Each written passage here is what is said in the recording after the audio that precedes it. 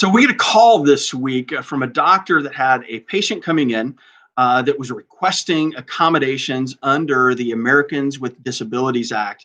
And so his question was, what do I need to do? What do I have to do to comply? What are the steps that I have to take? And it really kind of brought to light an issue that we want to make sure that we address. And so over the next couple of weeks, we're going to do a series of videos on the Americans with Disabilities Act, the ADA, how it impacts your office. The first thing that we really want to call out and make you very aware of is the Americans with Disabilities Act, the ADA. It applies to you. It has nothing to do, very little to do with whether or not you have done any kind of renovations in your practice, or you're doing them now, or you're doing a new construction.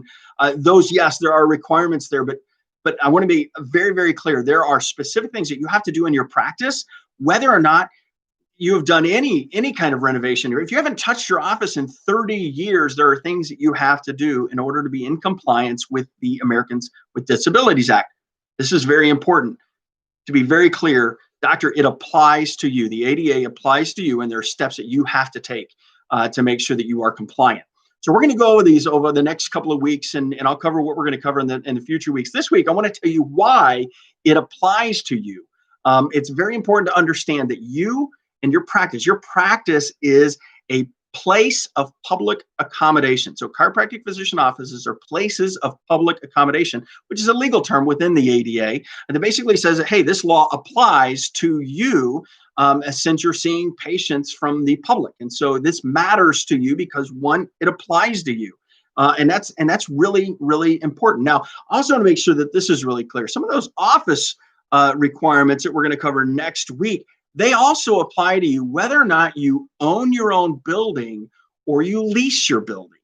If you own your own building, of course, that's rather obvious, right? Because the ADA would require specific things to be performed in order to accommodate the individuals that you may be treating with disabilities. That's very, very important to understand. Now, if you lease, however, what it does is it actually shares the liability. It doesn't actually just shift it. Even if your lease agreement indicates that your landlord is responsible to make sure that all of these things are taken care of, you are still responsible. And what that means is if the landlord hasn't done their job, has not made sure that everything is up to par with the ADA, you are still liable both to governmental entities and also potentially with some civil liability.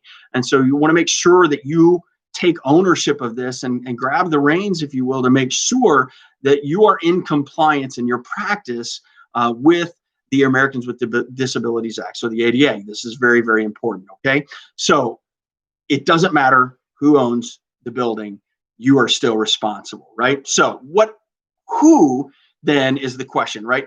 Who does the ADA apply to? The ADA is kind of laid it out there. It applies to individuals who have a physical or mental impairments that substantially limit one or more major life activities. And then they lay out what those major life activities. Most of these you're going to see very much like what we're used to calling activities of daily living. So know that there's some similarities there. So if they have a physical or a mental impairment that substantially limits one or more of these life activities, then it applies to them. So caring for themselves, walking, talking, seeing, hearing, performing manual tasks, breathing, learning, and working. All of those are considered to be major life activities. And if they have an impairment, whether it be physical or mental, that would substantially limit any one of those, then the ADA applies to them. What are some examples of this? And I want to make sure this is abundantly clear. These are just examples. This is not an exhaustive list. It doesn't have everything in here, but they could include orthopedic impairments, visual impairments, speech impairments, hearing impairments, cerebral palsy, epilepsy, muscular dystrophy, multiple sclerosis, cancer, heart disease, diabetes, HIV, tuberculosis, intellectual developmental delays, emotional or mental illnesses, and even some specific learning disabilities. And then it also includes both alcoholism and drug abuse. And so both of those would fall also into the category of of what kind of conditions would really put someone inside of the covering of the Americans for Disabilities Act.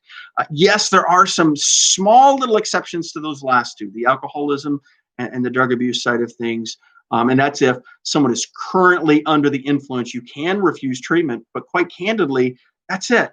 Outside of that, you can't refuse to treat somebody, even if you think, wow, I can't do all of these accommodations, so I just refuse to see someone. That would actually be in and of itself a violation of the Americans with Disabilities Act. And it's not good for your office either. We want to help these patients. We want to help the people that are in these conditions. And that's why we're in the healthcare field. And so I would encourage you, again, pay attention over the next few weeks to find out what are your obligations to be compliant within the ADA. You want to make sure that you are. And so what are we going to be covering? Well, next week we're going to be covering what are some of the requirements in the office itself? What do you have to do? And again, I'm not talking about when you remodel or when you do construction, but there are going to be requirements that actually apply to your office right now, today, that you have to adhere to. The week after that, we're going to talk a little bit more about what you have to do for the patients when they come in. There are very specific requirements that you have to meet in order to make accommodation for the patients. And of course, we have a responsibility because we want to make sure that there is no breakdown in communication. We want to make sure that the treatment plan is fully understood and that they truly accept everything that we're talking about, and through the diagnosis that they understand what that means. And so that's the last thing we're really going to be covering then is the enforcement side of things, both from the governmental side of things and also from civil liability.